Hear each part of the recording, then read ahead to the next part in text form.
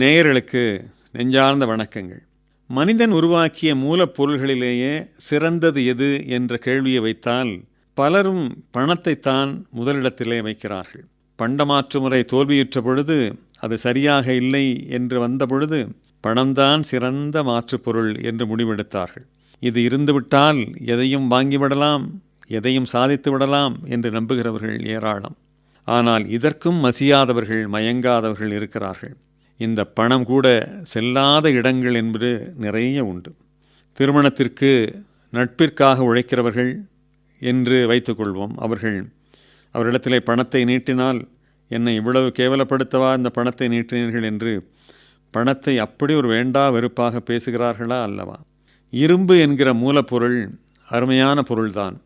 அதை லாடமாக மாற்றினால் குறைவான விலை, ஆணியாக மாற்றினால் அதனுடைய மரியாதை சற்று கூடுகிறது. அதை குண்டூசியாக மாற்றினால் அதன் விலை இன்னும் கூடுகிறது.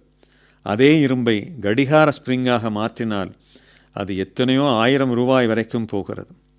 ஆனால் இதையெல்லாம் விட மதிப்பு வாய்ந்த பொருள் ஒன்று இருக்கிறது என்றால், மனிதன் கண்டுபிடித்த மூலப்பொருள்களிலேயே சிறந்த மூலப்பொருள் நேரம் என்றுதான் நாம் சொல்ல வேண்டும். நேரம் என்கிற மூலப்பொருளுக்கு இணையாக எதையுமே கூறிவிட முடியாது.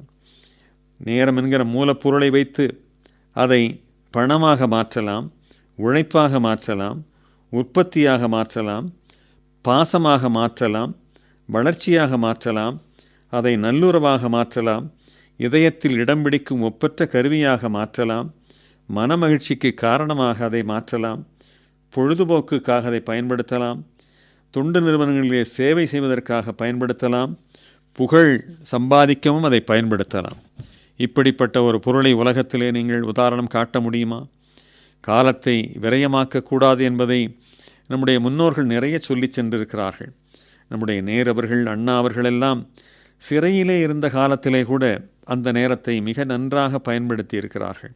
பின்தங்கிவிட்ட மனிதர்கள் பலர் இந்த சமூகத்தின் மீது பழி போடுகிறார்கள். என்னுடைய நேரம் சரியில்லை, இந்த மண் சரியில்லை என்கிறார்கள். இது உண்மையல்ல.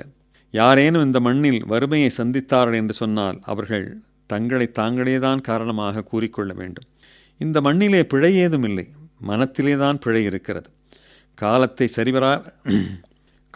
சரிவர பயன்படுத்தாதே இதற்கு காரணம் என்று நான் சொல்வேன். எந்த வளம் இல்லை இந்த திருநாட்டில், ஏன் கையை ஏந்த வேண்டும் வெளிநாட்டில் என்று பாடினார் ஒரு கவிஞர். நான் பிறந்த நாட்டுக்கு எந்த நாடு பெரியது என்று பாடினார் ஒருவர். சொர்க்கமே என்றாலும் நம்மூரைப் போல வருமா என்று பாடினார். எனவே மண்ணிலே பிழை இல்லை, மனத்திலே பிழை இருக்கிறது. இருக்கிற நேரத்தை மிகச்சரியாக பயன்படுத்தினால், விழுந்து விழுந்து புரண்டாலும் அவ்வளவுதான், ஆட்டுக்கு வாலை அளந்துதான் வைத்திருக்கிறான் என்றெல்லாம் பழமொழிகளை கூறிக்கொண்டு நம்முடைய முன்னேற்றத்திற்கு நாமே தடையாக இருந்துவிட வேண்டாம். எனவே அற்புதமான மூலப்பொருளான நேரத்தை கையிலே வைத்திருக்கிறோம். அதை உற்பத்தி பொருளாக மாற்றுவோம், வளர்வோம்.